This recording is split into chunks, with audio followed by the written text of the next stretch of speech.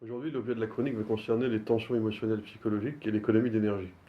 On se rend compte en fait au quotidien qu'il y a une partie des tensions qui existent chez les gens qui proviennent en fait de difficultés ou de problèmes inconscients. Quand on dit inconscient, on fait référence en fait à des situations ou des difficultés qui préoccupent quelqu'un et qui, mine de rien, comme on dit, minent, c'est-à-dire qu'elles prennent une partie d'énergie qu'une personne a et produisent une tension qui se répercute dans le comportement que quelqu'un a au quotidien.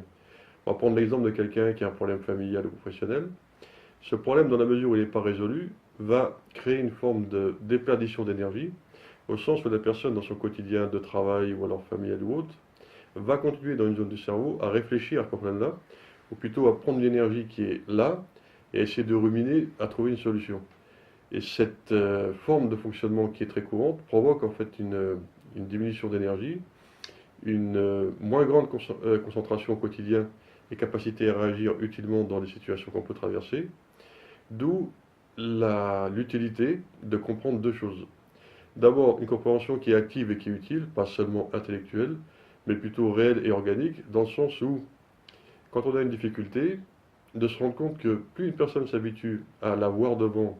et à la regarder, y compris s'il n'y a pas de solution, mais au moins de la regarder et se dire, voilà, j'ai une difficulté, et comment puis-je la résoudre? Est-ce que je peux pas actuellement? Mais au moins avoir une vision qui soit plus claire. Sinon, ce qui se produit, c'est un phénomène mécanique et courant.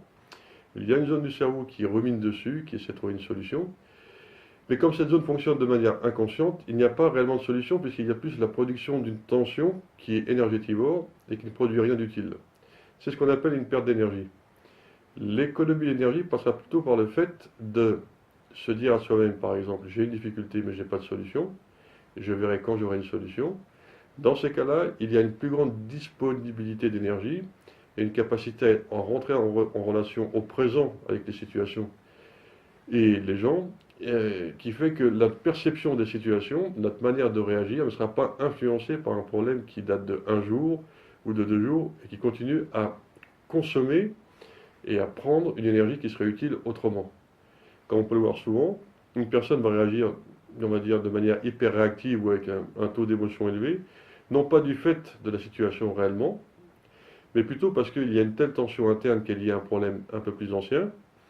que cette tension interne va produire chez la personne une plus grande vulnérabilité de réaction qui va faire qu'on va avoir une personne qui tout d'un coup va s'énerver ou va montrer un comportement un peu hostile,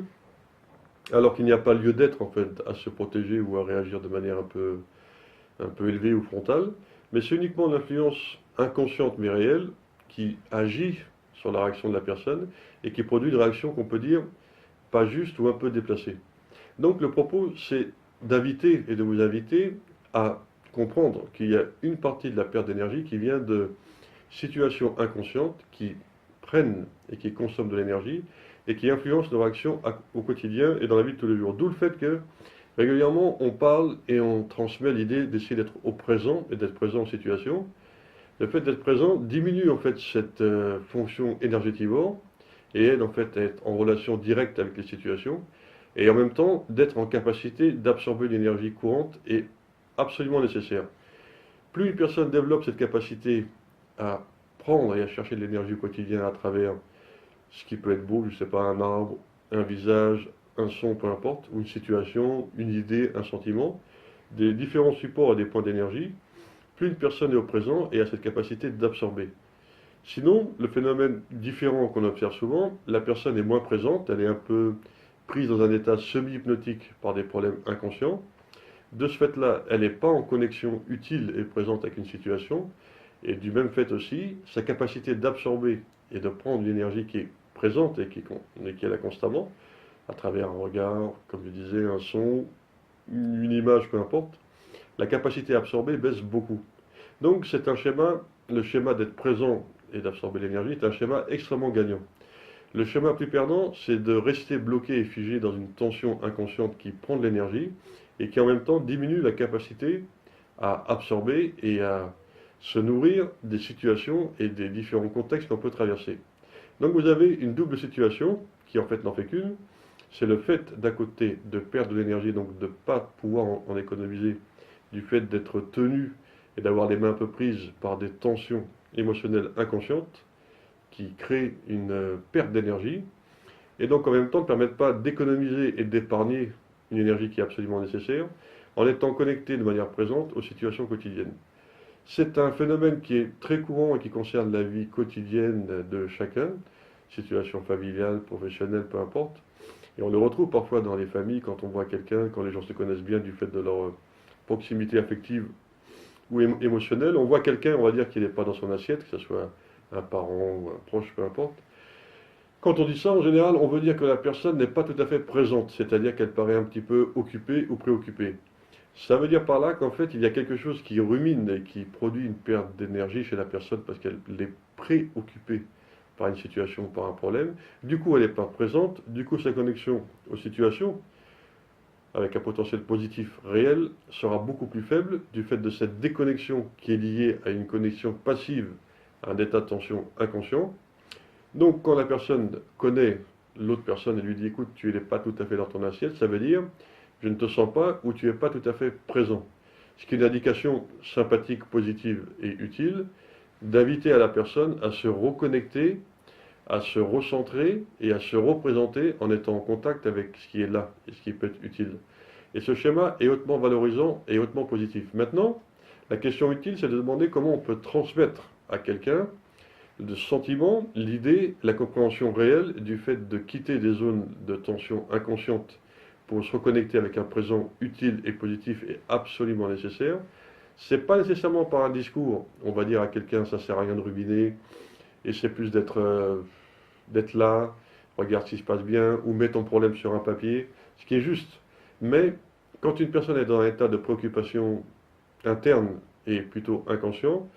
c'est pas forcément par un langage de ce type-là qu'on va aider, c'est certainement utile puisque ça part d'une bonne intention, mais l'intérêt c'est la capacité technique et réelle d'influencer et d'aider la personne. Là, par l'expérience qui est très ancienne, on se rend compte qu'en fait c'est plus par un langage analogique. C'est-à-dire, on va prendre une situation courante. Vous voyez quelqu'un, un proche qui vous paraît un peu préoccupé ou pris dans un espèce d'état semi-hypnotique de tension interne du fait d'un problème récent et qui préoccupe, où il n'y a pas de solution visible, inconsciente. Si on va montrer à l'autre une attention ou un regard, imaginons un regard conscient avec les yeux présents, c'est une manière de témoigner et d'envoyer à l'autre, à la personne, un signal, une transmission directe, qui lui parle de manière organique et qui lui parle de manière analogique, dans la zone du cerveau qui pourra capter et comprendre ça et modifier son comportement de manière utile, parce que la transmission en fait, de compréhension et de conscience par un regard, par un ton de voix, un regard, quand je dis un regard, des yeux présents qui transmettent une information, un sentiment, une idée, ce langage-là va être beaucoup plus profond et beaucoup plus pénétrant et utile que de dire à la personne, écoute, reprends-toi ou remets-toi au présent. Parce que redire reprends-toi ou remets-toi au présent, ça a son utilité, mais l'impact en termes d'aide et en termes d'efficacité n'est pas garanti. Pour multiples raisons, c'est-à-dire peut-être la personne n'est pas en capacité d'entendre et de comprendre, peut-être aussi il y a un phénomène courant et qui est normal, le phénomène égotique qui consiste en fait à dire ou à se dire pourquoi on me dit ça et comment je peux l'entendre et comment je peux m'en servir. Donc une forme de barrage qui filtre en fait la capacité à pénétrer et à aider.